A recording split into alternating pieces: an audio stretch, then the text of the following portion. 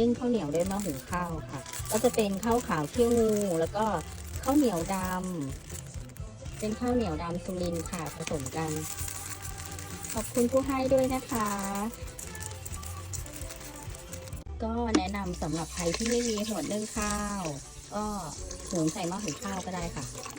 ใช้ได้เหมือนกันเพราะเราไม่ได้นึ่งขายเนาะเรานึ่งทานกันในบ้าน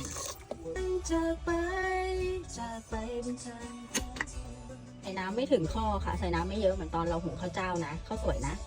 แค่นี้ค่ะแล้วเดี๋ยวน้องเขาดีดเร็วมากเขาดีดแล้วค่ะเราเขาเซ็ตตัวน้ำจะแห้งไปในตัวเลยนะคะทานอร่อยข้าวเหนียวของเราค่ะสวยไหมทุกคนให้เป็นข้าวเหนียวใบตอง